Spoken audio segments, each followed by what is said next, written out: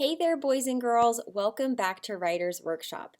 My name is Mrs. Lanning, and I'm so excited to begin our new unit with you, all about writing fiction.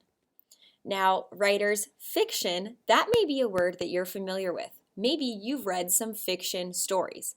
Now, remember, fiction stories are stories about things that are not real.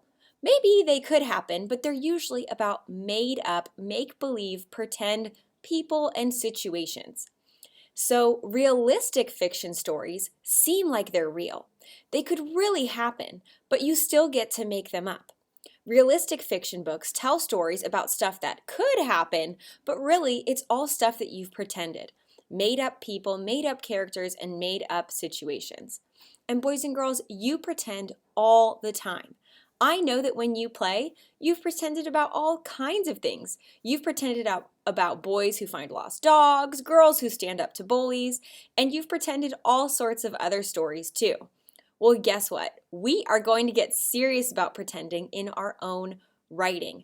You friends are so talented at pretend and make believe. That makes you perfect for writing realistic fiction stories. So today, I want to teach you that when you write realistic fiction, you imagine a pretend character. And then you pretend things about that character. You can pretend where the character is, what the character does, especially imagine the trouble that he or she gets into or the adventures that the character has. You get to make all of those things up, and it's encouraged. Fiction writers give the character real life adventures, things to problem solve through. And it's all a game of pretend, which, like I said, y'all are seriously so great at. So now I'll show you how I pretend about a character, and I'll imagine stuff about her that I could put into a story. So friends, you will see that I'm going to think of some trouble for this pretend character to face, and then I'll write one of these adventures as a realistic fiction book. Watch, and as I do this, you can also get started imagining your character. You mostly want to think about the trouble that your character can get into.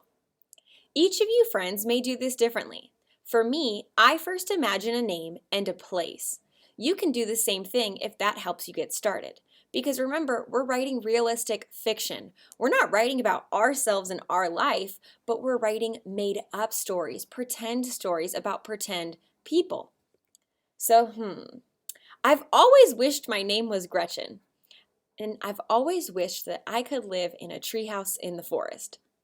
So you know what? I think I'm going to make up a story about a character named Gretchen, and she is going to have a treehouse. Because I do know something about treehouses, so I can pretend and make up a really good story about treehouses and make it seem very real, even though it's made up and it's fiction. And I bet some of you have already thought of characters too. So now that I've thought of my character Gretchen and where she is, she's in the forest in a treehouse. Now I'm going to think of some trouble or some adventures that she could face. I could think about Gretchen falling out of the treehouse and hurting her arm. I could think of Gretchen having friends over to play at the treehouse.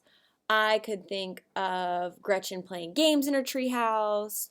Or, ooh, I have an idea. I could tell a story about Gretchen finding a hurt animal in the treehouse or by the treehouse. And then if I finish that book, I can always tell another one of those stories, and I could make it a series, Gretchen in the Treehouse Stories. So let me try out what might happen and share it across my fingers, like you've done many times with our small moments. I'm picturing the scene in my mind. Gretchen found some kind of animal who is hurt near her fort. So let me rehearse it. First, Gretchen heard the sound of an animal, and she came closer. Next, she realized it was a bird, and she was a little bit afraid that it might peck at her. Then she decided to be brave. Finally, she scooped up the bird in her sweater and went to look for help at home. So you'll see, friends, I thought of a pretend character and I gave that pretend character a name. I thought of a young girl named Gretchen. I gave her a name. And then I had to think of an adventure that she might face. And I came up with a variety of adventures. I thought about her falling out of the treehouse, her inviting friends over, her playing games, her hearing a scary sound, her finding a hurt animal. Now, notice that I just picked one adventure because I can always write about those other adventures later. So I decided to write about the adventure of her finding a hurt animal. So then what I did is I told the story across my fingers. And next, I can touch and tell across the pages. And then, of course, I can start sketching and get to writing. Now, here's a tip, writers. Notice I didn't try to think of every single trouble I could put in the story. I zoomed in on that one trouble, that one adventure, Gretchen finding a hurt animal. And just like we did with small moments, I practiced rehearsing it out loud on my fingers, telling the story step by step and zooming into that one adventure. And you, friends, are going to do great at that because you have practiced that with small moments, telling the story across your fingers, zooming in, telling it bit by bit. And now we're just adding in some pretending. Now, I bet you're ready to try this. And there are a few more tricks that can help with pretending. One is to come up with a name that you like. How about if right now you each think of what name you'll give your character? So I want you to close your eyes. I want you to think of the character that you are going to write about. Remember, it's pretend, it's make-believe. So imagine this character in your mind, and then I want you to give them a name. Now, once you've given your character a name, I want you to think, where will this character be? And maybe you're thinking of a bunch of possible places. Maybe they're at Chuck E. Cheese. Maybe they're at school. Maybe they're on the playground. Maybe they're at the water park. That's okay. But I want you to think of just one place. Pick one place, and you could save those other places for another story later. Pick one place that you know a lot about. Now, you've got your character, you've named your character, you've thought of where they're going to be at, and now I want you to think, what is the real life trouble or adventure that your character might get into? What trouble do you want to write a story about now?